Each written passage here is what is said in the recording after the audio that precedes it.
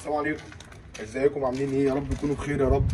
ومعلش طولت عليكم بقالي كتير ما بعملش فيديوهات، بس زي ما انا ما قلت ان انا بحب اعمل فيديوهات كده عن حاجات مهمه.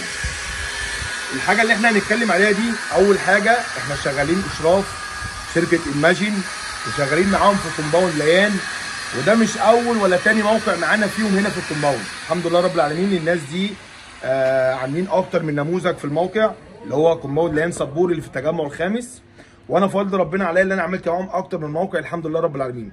الموقع اللي احنا واقفين فيه ده عملنا فيه حاجه جديده ومختلفه شويه، طبعا دي كان اقتراحهم هم وانا اللي نفذت الحاجه بتاعته، اللي هو ان كان في العميل طالب هنا الخزان ان الميه هي اللي تملى، يبقى عنده خزان في البيت فيه ميه، الميه تملى الخزان والخزان هو اللي يضخ للفيلا، على اساس لو الميه قطعت لو حصل مشكله ولا حاجه يبقى عنده فيه كميه ميه ان هي تقدر تناسب تقضي اليوم او يومين او الكلام ده. طبعا الفيديو ده هيبقى طويل شويه، بس لو انت عايز تستفيد، لان في 3 هيستفادوا من الفيديو ده. اول حاجه لو حضرتك راجل عميل وعندك مكان وبتشطب في البيت بتاعك وعايز تعمل خزان، ومثلا ممكن زي الكومباوند اللي احنا فيه ان ممنوع تحط الخزان فوق، وعايز تعمل خزان كبير ولو حطيته في الروف هياكل الروف كله، او لو انت حبيت تحطه في الجاردن فهياكل الجاردن منك خالص، فممكن تشوف الفكره اللي احنا عملناها او شركه ايماجين عملتها وبرضك تستفيد بيها. الحاجه الثانيه لو حضرتك راجل مهندس لسه في بدايه حياتك وما عندكش المعلومه دي هتستفيد برضك منها. ثالث حاجه واللي هو شغل السباكه، لو انت راجل صنايعي او لسه ما عندكش المعلومه دي او مبتدئ هتستفيد ان شاء الله باذن الله. نرجع لموضوعنا. طبعا هنا الخزان كان مطلوب مننا اللي يتعمل خزان كبير ومش هينفع يتحط في الجاردن ولا ينفع يتحط على الروف، فطبعا الشركه اقترحت ان هي تعمل خزان تحت الارض ويركب له موتور، والموتور هو اللي يضخ في البيت كله. الخزان نفس الفكره اللي هو اللي احنا عملناه ده، نفس الفكره اللي اتعملت. ادي الخزان، ادي الفكره اتعمله. طبعا غرفه كبيره شويه، طبعا هو الموضوع ده مكلف شويه بس ادى النتيجه في الاخر نتيجه كويسه، وزي ما احنا ما شايفين كده.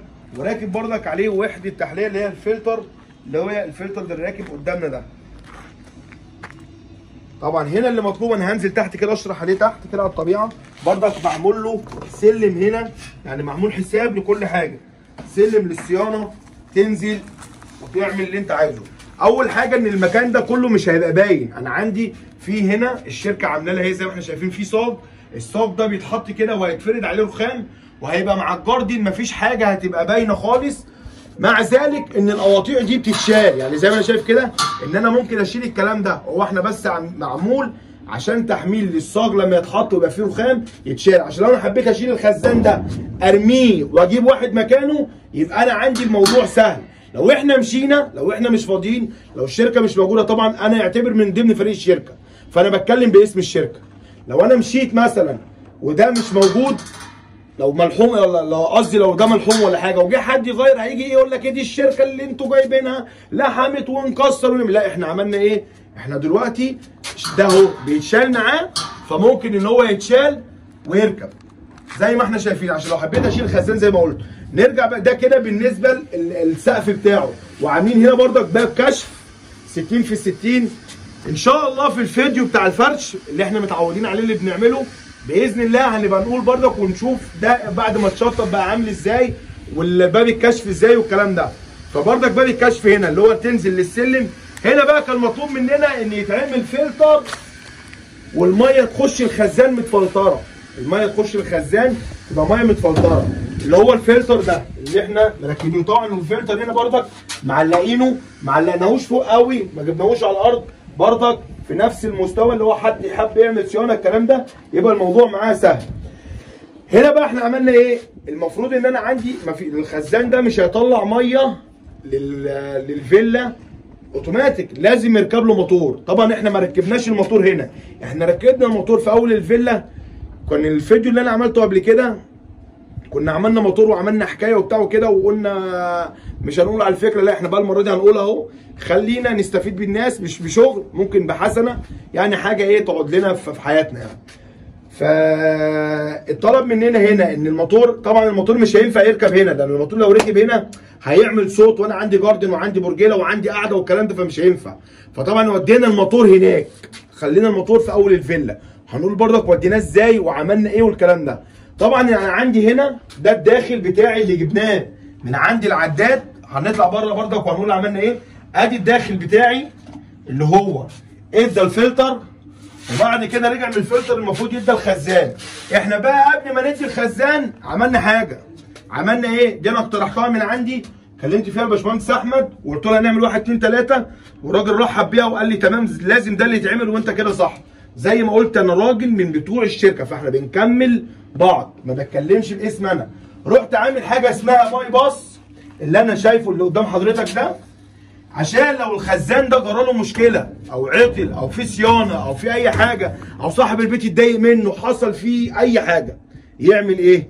هيروح قافل المحبس ده ويفتح المحبس ده، والميه برضك هتخش البيت متفلتره. هتبقى الميه داخله المكان متفلتره من عن طريق الفلتر. يبقى احنا كده عملنا عندنا باي باس ان هو لو الخزان ده جراله حاجه هتيجي شركه الغسيل هتغسله، هيبقى في مشكله اي حاجه، يبقى الميه ما اقطعش الميه على البيت، ما افصلش الميه على البيت ولا 5 دقايق، ما تتفصلش. اقفل ده وافتح ده، هرجع الخزان اروح قافل ده وافتح ده والدنيا هتشتغل زي الفل. ده بالنسبه للخزان. انا مش هقول احنا عملنا سباكه ايه، انا مش هقول احنا عملنا سباكه ايه غير اللي هي فكره الباي باس اللي انا قلت عليها. طبعا كل الناس عارفه الخزان بيركب ازاي وبيتجمع ازاي. الخزان الاستانلس ده الخزان الاستانلس الوحيد اللي بيجي لي فيه 4 مخارج. احنا طبعا بتجي لنا الخزانات البلاستيك العاديه احنا اللي بنفتح المخارج اللي احنا عايزينها. الخزان ده بقى جاي طالع لي فيه 4 مخارج، عندي مخرج دخول ومخرج طلوع، وعندي المخرج بتاع الفايز اللي هو ده، وعندي المخرج اخر حاجه اللي هو بتاع الغسيل اللي هو تحت ده. المخرج ده اهو اللي انا شايفه ده بتاع غسيل، ده اللي هو في وقت ان انا بغسل الخزان وبنضفه والكلام ده، بتبقى دي اخر نقطه في قاع الخزان من تحت. بفتح المحبس بينضف لي لو في شويه ميه فاضيين ولا حاجه، بينضف لي الكلام ده.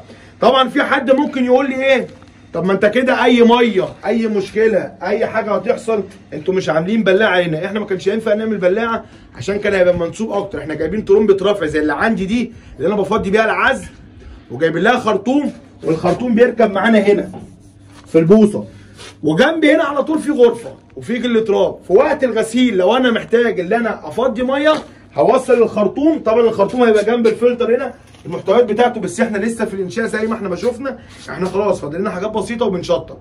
هيبقى موجود الموتور هوصل بيه الخرطوم واطلع واسحب اي ميه او اي حاجه. لو مش هيبقى فيه مطره لان الكلام ده كله هيبقى متقفل، مفيش ميه هتوصل ان شاء الله الا في حاله الصيانه. ممكن بقى شويه ميه صغيرين هيتشالوا بفتاله. عايز افضي الخزان كله هفضيه عن طريق ترمبه الرفع اللي انا جايبها. ده كده الخزان. يبقى سريعا كده هقول احنا عملنا باي باس عشان لو في مشكله الخزان ما نفصلش الميه، وجبنا بقى منع الارتداد. في منع ارتداد هنا انا ركبته اهو، في منع ارتداد انا باين اهو. المنع الارتداد ده احنا بقى ركبناه عشان اللي هنقول عليه دلوقتي. كده ادي فكره الخزان، هي كانت حاجه كده. هنشوف بقى الموتور بتاعه ركب فين.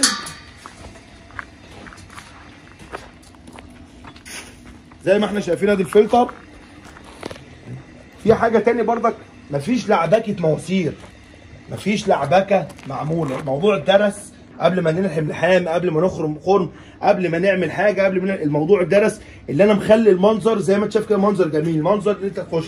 طبعا دي هنا كده ده فايز، فانا عشان ما عنديش حاجه ترمي عليها انا عامله عشان خاطر الهواء، ما خليتوش وشه لفوق، خليته وشه لتحت لاي ظروف، مفيش حاجه تخش جوه الماسوره الكلام ده. زي ما انا شايف كده الموضوع نضيف. هنا بقى ده الداخل بتاعي اللي هو الداخل ده طبعا احنا كنا مقسسين له، كان ماشي معايا كده جايبينه بره خالص. تعالى نقول كده بس ان شاء الله.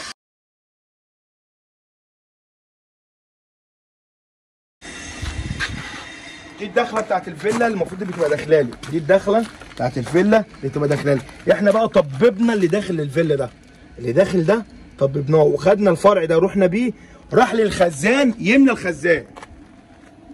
مشينا كده هنا كده فكده قلت لكم مشي لحد الخزان ده خط رئيسي رايح هناك يملى خزان. قبل ما يروح للخزان عملنا ايه؟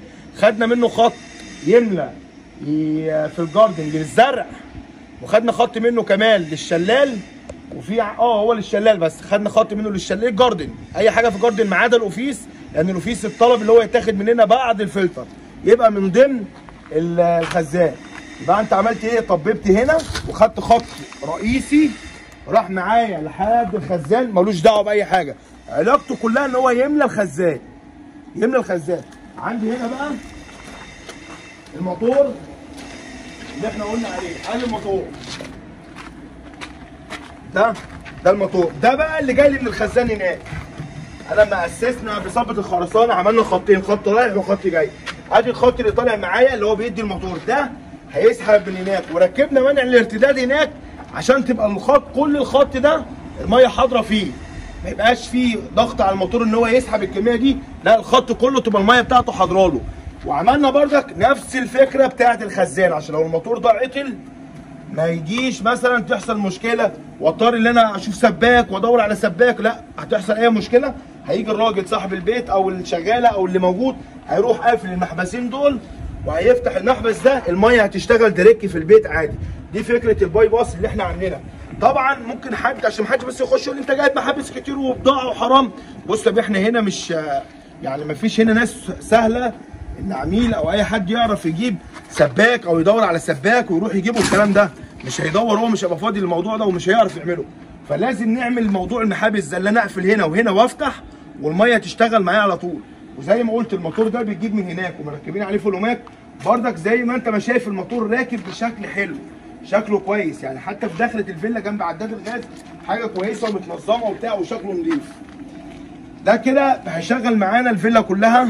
يعني هو انا بصراحه في حاجات كده ما بحبش اعملها فيديوهات، بس انا اتطلب مني كذا مره.